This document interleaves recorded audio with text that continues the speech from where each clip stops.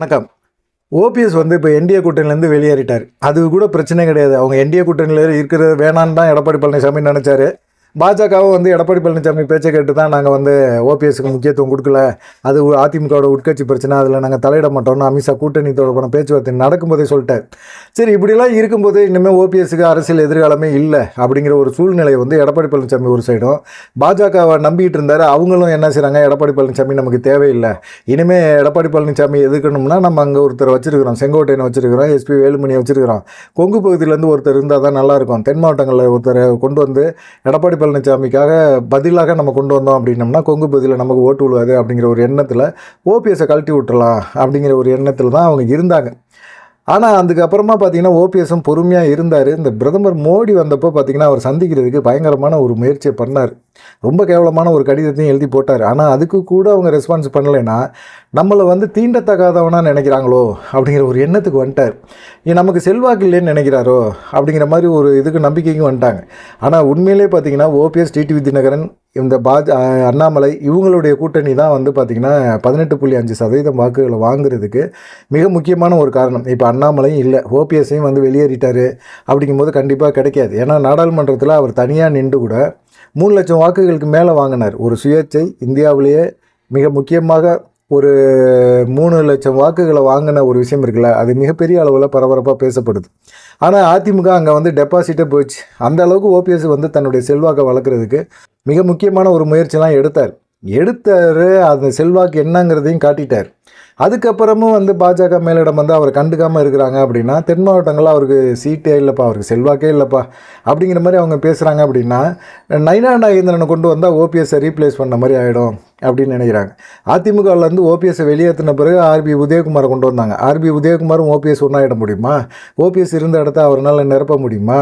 நாடாளுமன்றத்தில் மிகப்பெரிய அளவில் தென் மாவட்டங்களில் வாக்கு வங்கி அதிமுகவுக்கு சரிஞ்சு போச்சு. அதை கண்டிப்பாக வந்து எடப்பாடி பழனிசாமி உணர்ந்துருக்கணும். இதை பாஜகவும் உணர்ந்துருக்கணும். ஆனால் பாஜக உணர்ந்துருக்கிறாங்க.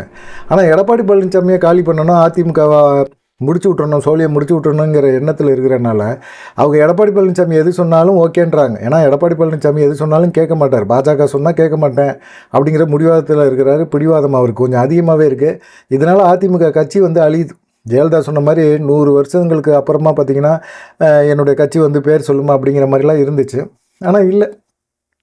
இதுக்கப்புறம் ஓபிஎஸ் கூட கொஞ்சம் பொறுமையாக இருந்திருப்பார். பிரதமர் மோடி தானே. ஏன்னா நயினா நாகேந்திரன் நடுவில் ஒரு விஷயத்த சொல்லியிருந்தார். நான் ஓபிஎஸ்க்காக நிறைய முயற்சி பண்ணேன், பிரதமர் மோடியை சந்திக்கிறதுக்கு முயற்சி பண்ணேன், ஆனால் நடக்கலை அப்படின்னு சொன்னார். ஒரு மாநில தலைவர் சொல்லி கூட பாஜக மேலிடம் நடவடிக்கை எடுக்கலை, அதை பற்றி கவனிக்கலை அப்படின்னா அது சாத்தியமே இல்லை. இன்னுமே அந்த கூட்டணியில் இருக்கிறது சாத்தியம் கிடையாது. ஏன்னா நயினா நாகேந்திரன் சொல்லி கூட பாஜக மேலிடம் வந்து ஒன்றும் பெரிய ரெஸ்பான்ஸ் பண்ணலை அப்படிங்கிற ஒரு விஷயத்த சொல்கிறாரு. ரெண்டாவது வந்து அடுத்த தடவை பிரதமர் மோடி வரும்போது கண்டிப்பாக அவரை சந்திக்கிறதுக்கான ஏற்பாடுகளை நான் பண்ணித்தரேன் அப்படிங்கிற மாதிரி பேசியிருந்தார். இது ஓபிஎஸ் தரப்பில் இருக்கவங்களுக்கு மிகப்பெரிய ஒரு காண்டாக்கி விட்டுருச்சு. என்னடா இது அப்படின்னு.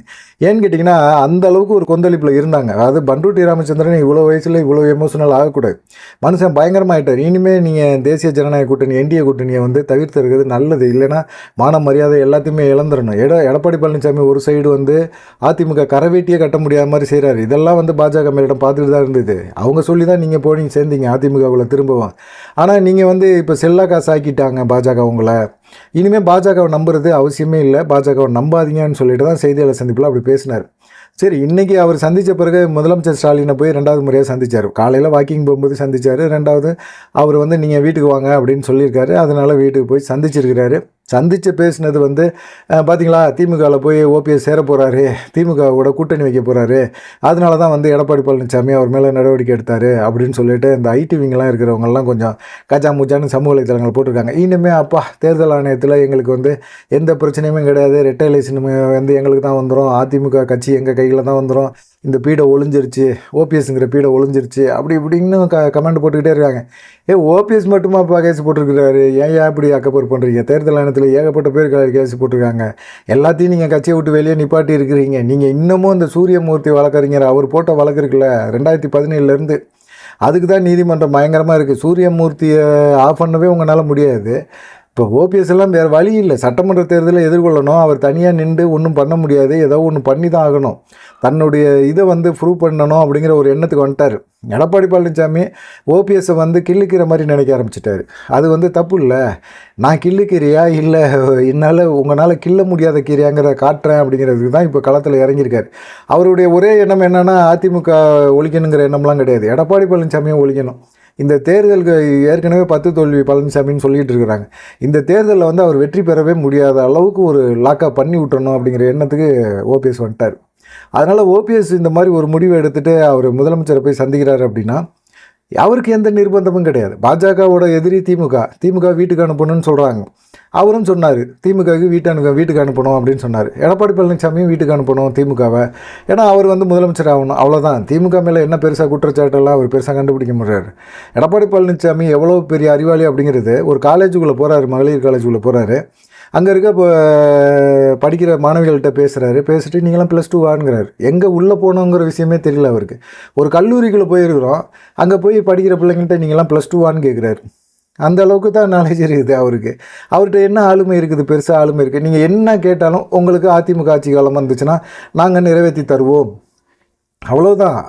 எப்படி இந்த கொரோனா பில்லை, ஐயா எங்களுக்கு பரீட்சையிலெல்லாம் பாஸ் போட்டு விட்ருங்கன்னா உங்கள் ஆசை நிறைவேறும் அப்படின்னு தான் சொல்லுவார். அப்படி தான் இவர். உங்களுக்கு நீங்கள் படித்து பெருசாக நீங்கள் படித்தாதாயா பட்டம் வாங்கணும், படித்து பாஸ் பண்ணுங்கயா அப்படிங்கிற ஒரு அறிவுரையெல்லாம் சொல்ல மாட்டார்.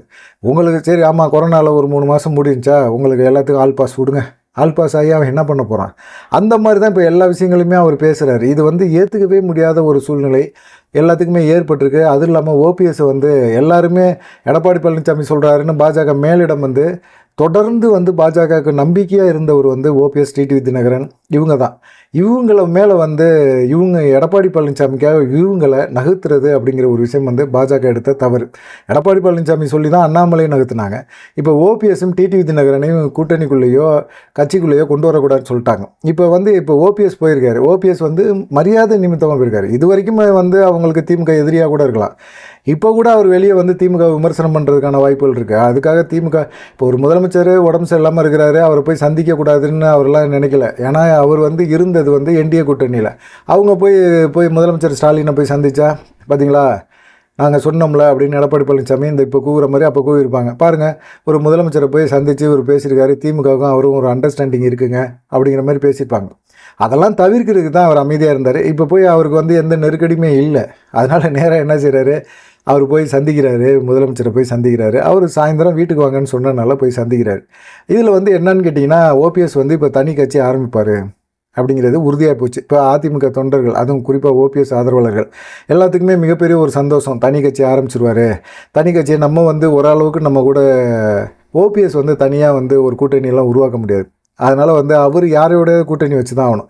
அவருக்கு 2 வாய்ப்புகள் இருக்குது. ஒன்று வந்து தாவேகா இருக்குது, இன்னொன்று திமுக இருக்குது, இன்னொன்று வந்து நாம் தமிழர் சீமான் இருக்கார். இந்த மாதிரி 3 பேர்த்தோட யாரோட ஒருத்தவங்களோட கூட்டணி வைக்கலாம் அப்படிங்கிற ஒரு சூழ்நிலை இருக்குது. தாவேகாவோட கூட்டணி வைக்கிறது தான். ஆனால் திமுகவோட கூட்டணிலாம் வைக்க மாட்டார். திமுக வந்து ஒரு மரியாதை நிமித்தமான ஒரு விஷயமாக தான், உடல்நிலை பாதிப்பு தொடர்பாக தான் போய் சந்தித்து பேசியிருக்கிறாரு அப்படிங்கிற மாதிரி தான் எல்லாருமே சொல்கிறாங்க. இந்த மாதிரி சமயத்தில் வந்து இவருக்கு வந்து தாவேகா தரப்பில் வந்து பேச்சுவார்த்தை நடத்தணும் அப்படிங்கிற மாதிரி தான் விஜய் தரப்போட பேச்சுவார்த்தை நடத்தியிருக்காரு. ஓபிஎஸ் தரப்பில் நடத்தியிருக்காங்க. அப்போ வந்து ஓபிஎஸ் தரப்பு என்ன சொல்லியிருக்காங்க அப்படின்னா, நாங்கள் ஒரு 4 எம்எல்ஏக்கள் இருக்கோம். ஓபிஎஸ் இருக்கிறாரு, வைத்திலிங்கம் இருக்கிறாரு, மனோஜ் பாண்டியன், உசிலம்பட்டி ஐயப்பன் எல்லாமே இருக்கிறோம். நாங்கள் வந்து தனியாக ஒரு கட்சி ஆரம்பிக்கிறோம், 4 எம்எல்ஏக்களோட உங்கள் கட்சியில் வந்து கூட்டணி வைக்கிறோம் அப்படிங்கிற மாதிரி பேசியிருக்காங்க. அப்போ வந்து விஜய் தரப்பில் என்ன சொல்லியிருக்காங்க அப்படின்னா, நாங்கள் ஜனவரி மாதம் வரைக்கும் வெயிட் பண்ணுங்கள் அப்படின்னு சொல்லியிருக்காங்க. ஏற்கனவே தேமுதிக நாங்கள் ஜனவரி மாதம் எங்கள் கூட்டணி தொடர்பான அறிவிப்போம் அப்படிங்கிற மாதிரி சொல்லியிருந்தாங்க. இப்போ இவங்களும் வந்து தாவேகாவும் வந்து ஓபிஎஸ் தரப்பிட்ட வந்து நீங்கள் ஜனவரி மாதம் வரைக்கும் வெயிட் பண்ணுங்கள் அப்படின்னு ஒன்று சொல்லியிருக்காங்க. இப்போ ஜனவரி மாதம் வரைக்கும் அவர் வெயிட் பண்ணணும்னா என்ன நடந்திருக்கு? ஏன் விஜய் தரப்பில் வந்து இப்போ பெருசாக யாருமே கூட்டணிக்குள்ளே வரல. ஆனால் ஓபிஎஸ் வந்து தென் மாவட்டங்களில் ஒரு முகமாக இருக்கிறார், ஒரு அரசியல் முகமாக இருக்கிறார். 3 முறை அம்மானால் முதலமைச்சராக்கப்பட்டவர் அப்படிங்கிற ஒரு நம்பிக்கையோடு இருக்கிறார்.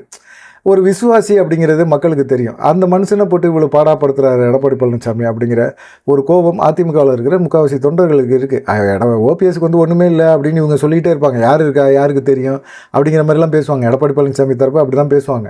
ஆனால் அவங்கள பற்றி என்ன, இன்றைக்கி கூப்பிட்ற கும்பல் எல்லாமே கேவலமாக தான் இருக்குது. ஒரு பொண்ணு லேடிஸ்லாம் சொல்கிறாங்க, சென்னையிலேருந்து எங்கே கொண்டு போய் நீங்கள் காரைக்குடியில் கொண்டு போய் கும்பலை சேர்த்து வச்சுருக்கிறீங்களே, இதெல்லாம் நல்லா இருக்குதா? அந்த அம்மா சொல்லுது, நாங்கள் காரைக்குடியில் இன்றைக்கி முடிச்சிருவோம், இன்றைக்கி இங்கேயே தங்கிடுவோம், அப்புறமா அப்படியே நாங்கள் சிவகங்கைக்கு போகிறோம் அப்படின்னு. ஏன்னா இதெல்லாம் ஒரு பொழப்பா? ஒரு டூர் கூட்டிகிட்டு போகிற மாதிரி ஒரு பஸ்ஸை பிடிச்சி இல்லை இதை குடிச்சு அப்படியே கூட்டிகிட்டு ஒவ்வொரு ஊராக சுற்றுறீங்களே, இதை தான் கும்பல் நீங்கள் காட்டுற லட்சணமா? இது எல்லா மக்களுக்கும் நல்லாவே தெரியும். இந்த கும்பலை காட்டினது எதுக்குன்னா விஜய்கிட்ட தான்.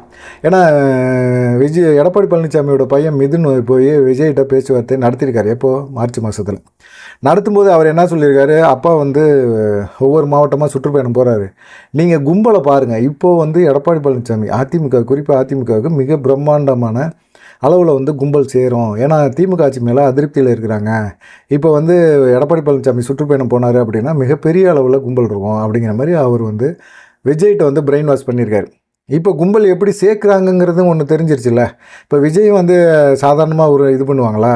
இப்போ வந்து விஜய் வந்து ஒரு மாநாடு போட போகிறாரு, அதை தாண்டி அவரும் சுற்றுப்பயணம் போகிறாரு. இதில் எடப்பாடி பழனிசாமி இவ்வளவு செலவு பண்ணி ஒரு கும்பலை காட்டின பிறகுமே அவர் ஒரு சாதாரணமாக செலவு பண்ணாமல் ஒரு கும்பலை காட்டுவார்ல, அப்போ வந்து யார் வெயிட்டு அப்படிங்கிறது தெரிஞ்சு போயிடும்ல. அந்த மாதிரி ஒரு சூழ்நிலை வராது. அதனால வந்து என்ன சொல்லியிருக்காங்க, இது மாதிரி பாருங்கள், எடப்பாடி பழனிசாமி சுற்றுப்பயணம் போகும்போது எவ்வளோ கும்பல் திமுக மேலே மக்கள் அதிருப்தியில் இருக்காங்க, நம்மலாம் ஒன்றிணைஞ்சு செயல்பட்டால் கண்டிப்பாக நமக்கு வந்து மிகப்பெரிய ஒரு லாபம் இருக்குது அப்படிங்கிற மாதிரி பேசியிருக்கிறாரு. அதுக்கு வந்து விஜய் தரப்பில் என்ன சொல்லியிருக்காங்க அப்படின்னா, ஜனவரி மாதம் வரைக்கும் வெயிட் பண்ணுங்கள் அப்படிங்கிற மாதிரி சொல்லியிருக்காங்க. இப்போ வந்து விஜய்க்கு வந்து ஒரு விஷயந்தான் என்னன்னு கேட்டிங்கன்னா, ஒன்று எடப்பாடி பழனிசாமி பாஜகவை கழட்டி விட்டுட்டு வரணும். இப்போ ஓபிஎஸும் என்டிஏ கூட்டணியிலேருந்து வெளியேறிட்டார். இப்போ எடப்பாடி பழனிசாமிக்கு இறுகிக்கிட்டே தான் போகுது சூழ்நிலை. ஏன்னு கேட்டிங்கன்னா, இப்போ ஓபிஎஸ் இருந்தால் கூட அவங்க ஓபிஎஸை வச்சு பாஜக சமாளிக்கும். எடப்பாடி பழனிசாமி இனிமேல் வந்து பாஜக கூட்டணியிலேருந்து வெளியேற முடியாது. அவர் வெளியேறி தாவேகோட தேர்தல் நெருக்கத்தில் வந்து பாஜகனால் ஒன்றுமே பண்ண முடியாது அப்படிங்கிற ஒரு சூழ்நிலை வரும். அப்படி வந்துச்சு அப்படின்னா கண்டிப்பாக நம்ம எஸ்கேப் ஆகிடலாம் அந்த கூட்டணியை விட்டு அப்படிங்கிற மாதிரி ஒரு நினப்பில் இருக்கார். விஜயோட அதான் மிதுன் பேசியிருக்கிறார்.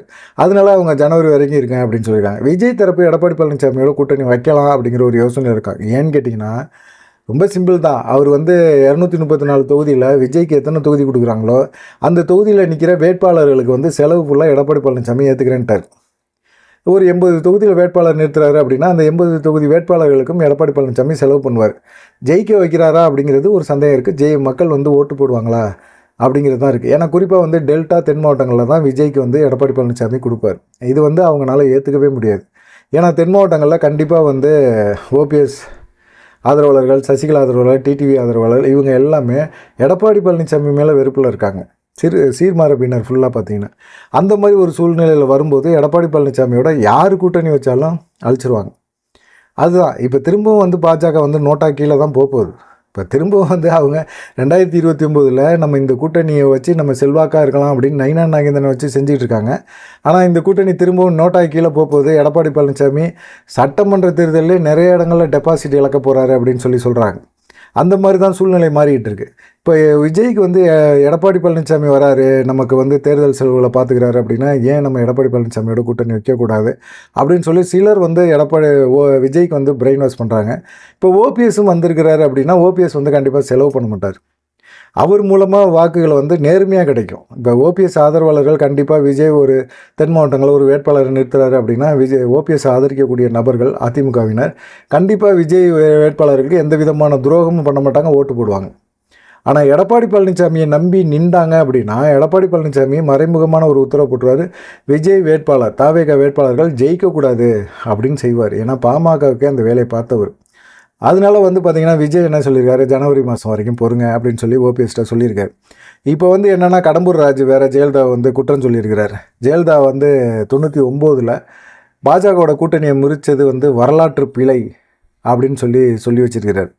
இது வந்து அதிமுக மத்தியில் பயங்கரமான ஒரு கோபத்தை ஏற்படுத்தியிருக்கு. அப்பா நீங்கள் வர வர அம்மாவையும் திட்ட ஆரம்பிச்சிட்டிங்க, வெளிக்கட்சிக்காரன் திட்டினப்போ கூட நீங்கள் வந்து கோவப்படலையே என்னடான்னு பார்த்தோம், ஆனால் நீங்களே இப்போ திட்ட ஆரம்பிக்கிறீங்க. ஏன் பாஜக கூட்டணியை வச்சு வந்தது வரலாற்று பிள்ளைன்னு கடம்பூர் ராஜு சொல்கிறாரு. எடப்பாடி பழனிசாமி ஒரு பதிலுன்னு சொல்லாமல் இருக்கிறாரு. அப்போ எடப்பாடி பழனிசாமி சொல்லி தான் கடம்பூர் ராஜு பேசுகிறாரா அப்படிங்கிற ஒரு கேள்வியை கேட்க ஆரம்பிக்கிறாங்க.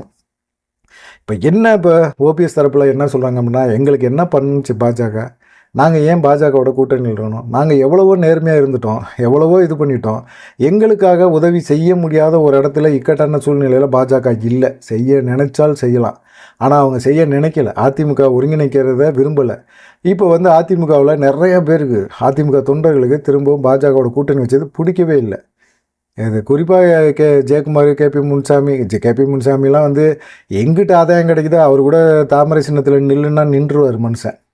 அந்த மாதிரி இப்போ கொஞ்சம் மான ரோஷம் உள்ளவங்கள்லாம் பார்த்திங்கன்னா நிற்க மாட்டாங்க, சுயேட்சையாக கூட நிற்பேன்னு ஓபிஎஸ் மாதிரி நின்றுவாங்க. ஆனால் இன்றைக்கி இருக்கிற சூழ்நிலையில் அதிமுக பாஜக கூட்டணி விரும்பாத நிறைய பேர் இருக்காங்க. இப்போ ஓபிஎஸ் தனியாக கட்சி ஆரம்பித்தார்னா அந்த அதிமுககாரங்க ஒருவேளை எடப்பாடி பழனிசாமியை கூட இருந்தாலும் அவங்க ஓபிஎஸ்க்கு ஆதரவாக தேர்தல் சமயத்தில் ஓட்டு போட்டுருவாங்க அப்படின்னு சொல்லி ஓபிஎஸ் தரப்புலாம் நம்புது. இது பார்த்திங்கன்னா இப்போ பாஜகவுக்கு மிகப்பெரிய ஒரு நெருக்கடியை கொடுக்குது. ஆனால் என்ன சொல்கிறாங்க சமூக வலைத்தளங்கள்லாம், ஓபிஎஸ் போனது ரொம்ப சந்தோஷம், ஓபிஎஸ் போனது எங்களுக்கு நிம்மதி, ஓபிஎஸ் இனிமேல் ஓபிஎஸ்னால எங்களுக்கு எந்த பிரச்சனையும் இல்லை அப்படிங்கிற மாதிரி சொல்கிறாங்க. பார்த்திங்களா, முதலமைச்சரை போய் சந்திச்சிட்டாரு, பேசிட்டாரு, அதனால் அவர் திமுகவோட மறைமுகமான ஒரு கூட்டணி வச்சிருக்கிறாரு, அதிமுகவில் நடக்கிற விஷயங்களை உங்களுக்கும் அவருக்கும் சம்மந்தம் இல்லைன்னு சொல்லிட்டீங்கள்ல, அவர் விரட்டிட்டீங்கல்ல, விரட்டின பிறகு அவரை பற்றி நீங்கள் ஏன் விமர்சனத்தை இப்படி வைக்கிறீங்க, அவர் திமுகவோட கூட்டணி வைக்கிறாரு, வைக்கல, திமுக கூட கூட்டணி வச்சா என்ன தப்பு அப்படிங்கிற மாதிரி தான் இப்போ கொஸ்டின் அவங்க எழுப்புவாங்க. நாங்கள் வைக்குவோம், கடைசி நேரத்தில் எங்கள் தாவேக்காமல் எங்களை கழட்டி விட்டுருச்சு, நாங்கள் யாரோடையும் கூட்டணி வைக்க முடியாது, நாங்கள் பெரும்பான்மையான ஒரு மிகப்பெரிய ஒரு ஆளுமையான ஆளும் கிடையாது, ஓபிஎஸ் அதையும் ஒத்துக்கிறாரு, நாங்கள் மிகப்பெரிய ஒரு ஆளுமையும் கிடையாது, யாரோட கூட்டணி வச்சே ஆகணும் அப்படிங்கிற ஒரு சூழ்நிலை வரும்போது நாங்கள் திமுகவோட கூட்டணி கூட வைப்போம், ஏன் வைக்கிறதுல என்ன தப்பு இருக்குது? ஒரு 5 தொகுதி எங்களுக்கு கொடுக்குறாங்க அப்படின்னா 5 எம்எல்ஏக்கள் எங்களுக்கு கண்டிப்பாக கிடைப்பாங்க. முதலமைச்சர் ஸ்டாலின் எங்களை அந்த அளவுக்கு நம்பிக்கை துரோகம் பண்ண மாட்டார் அப்படின்னு அடித்து சொல்கிறாங்க. அவங்களுடைய எண்ணம் ஃபுல்லாக பார்த்திங்கன்னா பாஜக தமிழ்நாட்டுக்குள்ளே வரக்கூடாது, ஓபிஎஸ் இங்கிட்டு அதே தான் செய்ய போகிறாரு. அது 2 எதிரி தான். ஒன்று எடப்பாடி பழனிசாமி கொடநாடு வழக்கை விசாரிங்கன்னு ஓபிஎஸ் முதலமைச்சர்கிட்ட கேட்டார் அப்படின்னா, இல்லை செய்தியாளர் சந்திப்பில் நான் முதலமைச்சரை சந்தித்தது உண்மை தான், கொடநாடு வழக்கை கொஞ்சம் அப்படி தூசி தட்டி எடுத்து ஏதாவது பண்ணுங்க தேர்தல் நெருக்கத்தில் அப்படிங்கிற மாதிரி ஒரு வார்த்தை சொன்னேன் அப்படின்னு சொன்னால் போதும், அதிமுக தொண்டர்கள் ஓபிஎஸ்க்கு ஆதரவு மனநிலைக்கு வந்துடுவாங்க. அந்த அளவுக்கு நிறைய விஷயங்கள் இருக்குது. முதலமைச்சரை போய் பார்த்தாரு அப்படிங்கிறதுக்காக ஓபிஎஸ் திமுக ஆதரிக்கிறாரு, திமுக கைக்கூலி ஆகிட்டாரு, திமுகவோட போய் சேர போகிறாரு, திமுகவோட கூட்டணி வைக்க போகிறாரு அப்படிலாம் பேசாமீங்க. அப்படி கூட்டணி வச்சா என்ன தப்பு அவர் சொல்கிறாருன்னு வச்சுங்க, அப்படி கூட்டணி வச்சா என்ன தப்பு? நீங்கள் என்ன மரியாதை கொடுத்தீங்க? எனக்கு செல்வாக்கு இல்லைன்னு சொன்னீங்களே, என் செல்வாக்கு என்னன்னு 2026 சட்டமன்ற தேர்தலில் நான் நிரூபிக்கிறேன், அதுக்கப்புறம் அதிமுகவை நான் கைப்பற்றுறேன் பாரு அப்படிங்கிற மாதிரி சொல்லிகிட்டு இருக்காரு. ஒரு வேளை ஓபிஎஸ் முதலமைச்சரானாலும் ஆகிடுவார் பாருங்களேன் பொறுமையாக அப்படிங்கிற மாதிரி சொல்கிறாங்க. பார்க்கலாம் என்ன நடக்கும் அப்படின்னு சொல்லி. நீங்கள் என்ன நினைக்கிறீங்க அப்படிங்கிற ஒரு விஷயத்த மறக்காமல் கமெண்ட் பண்ணுங்கள். நன்றி, வணக்கம்.